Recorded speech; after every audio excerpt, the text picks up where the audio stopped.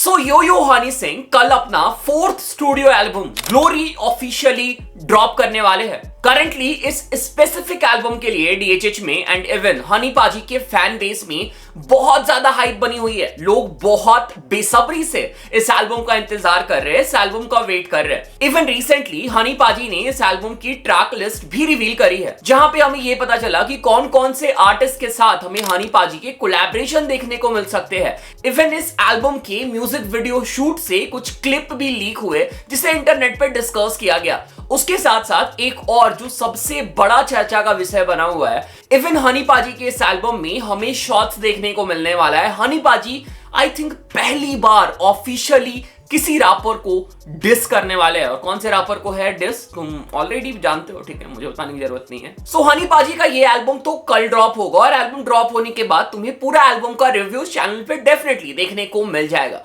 पर मैंने सोचा कि एल्बम आने से ठीक पहले हम हनी पाजी के बाकी 3 स्टूडियो एल्बम को एक बार रिविजिट कर लेते हैं। हम देखते हैं कि हनी पाजी ने अब तक अपने कैटलॉग में कौन कौन से एल्बम हमें दिए हैं। हम स्टार्ट करेंगे इंटरनेशनल विलेजर से, फिर देसी कलाकार में जाएंगे, फिर हनी 3.0 में जाएंगे और उसके बाद इवन ग्लोरी के बारे में भी थोड़ा बहुत डिस्कस करेंगे। हम ये समझने की कोशिश करेंगे कि इन सारे एल्बम में हमें क्या मेजर चेंजेस देखने को मिले हैं, टाइम के साथ कैसे हनी पाजी की म्यूजिक और उनके गाने इवॉल्व हुए। पर्टिकुलर एल्बम में हमें कितने गाने देखने को मिले थे, कौन कौन से आर्टिस्ट के फीचर थे और उस एल्बम ने कैसा परफॉर्म किया था, सब कुछ तुम्हें इस वीडियो में जानने को मिल जाएगा। सो अगर तुम हनी पाजी के फैन हो भाई, ये वीडियो मिस करने का सवाल ही नहीं है। और ग्लोरी एल्बम आज रात में ड्रॉप होने वाला है, कल ड्रॉप होने वाला है, तो उससे अच्छा मौका इस वीडियो के लिए हो ही नहीं सकता है। वीडियो स्किप बिल्कुल मत करना।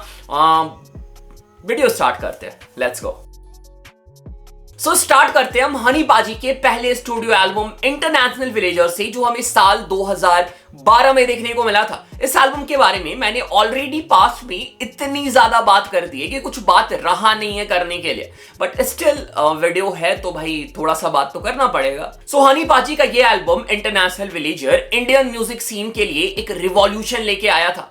इसने इंडिया में हिप हॉप म्यूजिक का वेव स्टार्ट किया था एंड इवन हनी पाजी को भी पैन इंडिया में कमर्शियल फेम दिलाया था। हनी पाजी के इस एल्बम इंटरनेशनल विलेजर में हमें टोटल 14 गाने देखने को मिले थे। सो हनी पाजी के इस एल्बम को काइंड ऑफ हम एक प्रोड्यूसर एल्बम बुला सकते हैं, क्योंकि बेसिकली हमें हनी पाजी एज अ प्रोड्यूसर इस एल्बम में देखने को मिले थे। और इस एल्बम में मल्टीपल ऐसे गाने हैं जिसमें हनी पाजी का हमें वर्स देखने को मिला ही नहीं था, सिर्फ उनका प्रोडक्शन था जिसे डिफरेंट सिंगर ने परफॉर्म किया था। बट हाँ, इस एल्बम में कुछ ऐसे गाने भी थे जहां पे हमें हनी पाजी का फीचर देखने को मिला था। एंड इवन इस एल्बम में हनी पाजी का एक सोलो ट्रैक भी था जिसका नाम था, yes you guessed it right, brown रंग। सो हनी पाजी के फैंस के बीच ये एल्बम तो बहुत ज्यादा पॉपुलर है, बट कहीं ना कहीं इस एल्बम के ऐसे बहुत सारे गाने हैं जो अभी भी बहुत ज्यादा अंडररेटेड है। इस एल्बम से सिर्फ कुछ गाने ही ज्यादा पॉपुलर है, जैसे डोप शोप हो गए, ब्राउन रंग हो गए, गेट अप जवानी हो गए और एक दो गाने हैं बट अंडररेटेड ट्रैक्स जैसे कि हेड बैंगर,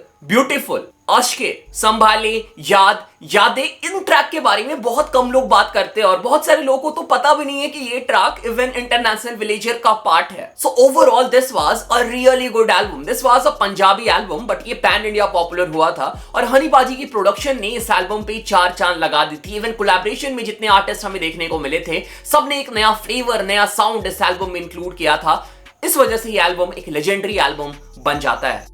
ओके, सो 2012 के इंटरनेशनल विलेजर से अब हम चलते हैं 2014 के एल्बम देसी कलाकार में। सो हनी पाजी का एल्बम इंटरनेशनल विलेजर एक प्रोड्यूसर एल्बम की तरफ ज्यादा टिल्टेड था, जहां पे हमें मोस्टली हनी पाजी का फीचर देखने को मिला था और जो लीड आर्टिस्ट थे वो कुछ और थे।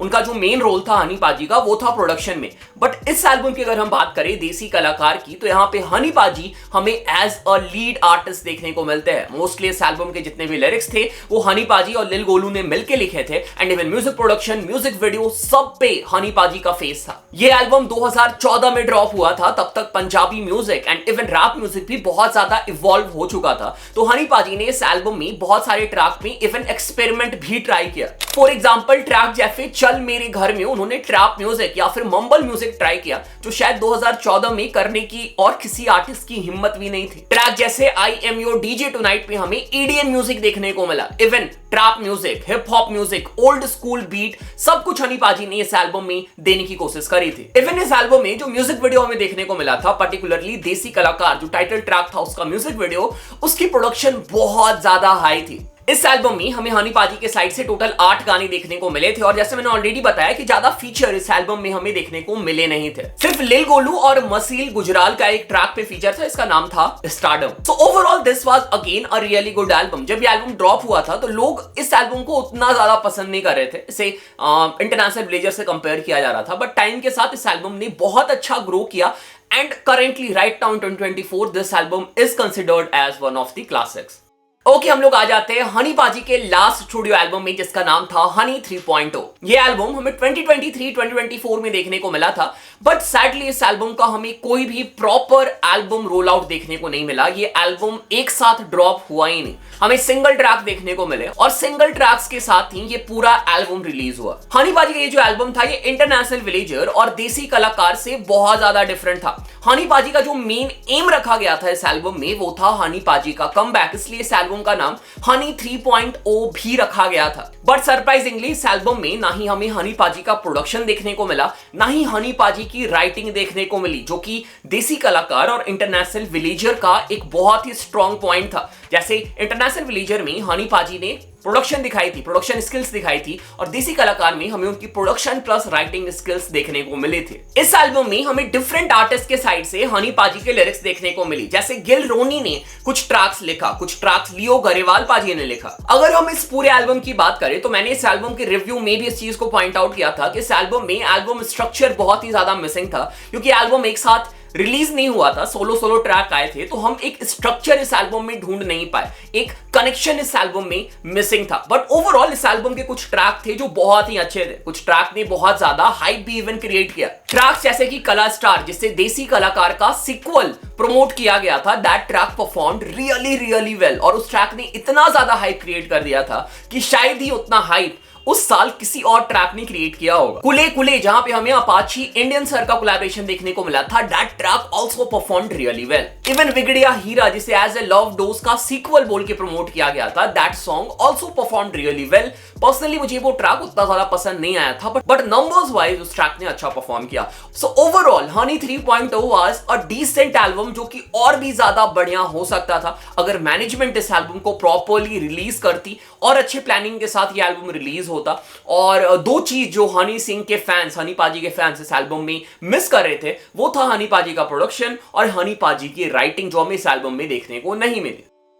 इस एल्बम के बाद हनी पाजी ने अपना एक और एल्बम अनाउंस किया, जो कि होने वाला था इंटरनेशनल विलेजर 2, और इस एल्बम में हनी पाजी का हमें प्रोडक्शन वापस से देखने को मिलने वाला था। हनी पाजी मल्टीपल आर्टिस्ट के साथ कोलैबोरेशन करने वाले थे, जैसा उन्होंने इंटरनेशनल विलेजर 1 में किया था, बट इस एल्बम को आई थिंक आगे शिफ्ट कर दिया गया है।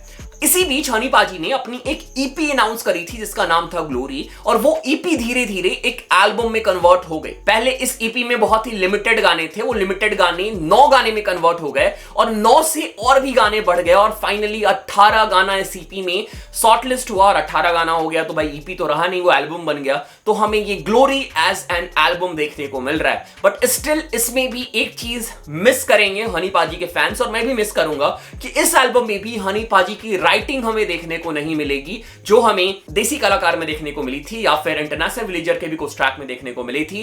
एंड करेंगे, बट स्टिल इस एल्बम की हाइप बहुत ज्यादा है, लोग इस एल्बम के लिए बहुत ज्यादा एक्साइटेड है, क्योंकि हनी पाजी ने ऑलरेडी बता रखा है कि इस एल्बम में उन्होंने बहुत सारी मेहनत करी है और ये एल्बम प्रॉपर्ली प्लान किया गया। और सबसे अच्छी बात कि ये एल्बम एक साथ रिलीज हो रहा है, वो एक बहुत बड़ी प्लस पॉइंट है। सो कल ये एल्बम आने वाला है, आई एम रियली एक्साइटेड, देखते हैं ये एल्बम कैसा होता है। तुम्हारी क्या एक्सपेक्टेशन है इस एल्बम से, कमेंट करके बताओ। बाकी यस, दिस वाज इट कि हम लोगों ने कर लिया पूरे एल्बम को, लाइक 3 एल्बम को, स्टूडियो एल्बम को वॉक थ्रू और ग्लोरी के बारे में डिस्कशन। अब जब एल्बम रिलीज होगा ग्लोरी, तो हम उसके बारे में प्रॉपर्ली डिस्कस करेंगे। मुझे एल्बम कैसा लगा मैं तुम लोग के साथ शेयर करूंगा। तब तक के लिए वीडियो लाइक कर दो और हाँ, चैनल को सब्सक्राइब कर लेना, हनी पाजी का ग्लोरी एल्बम का रिव्यू मिस नहीं करना है तो। And thanks for watching, thanks again, thanks a lot.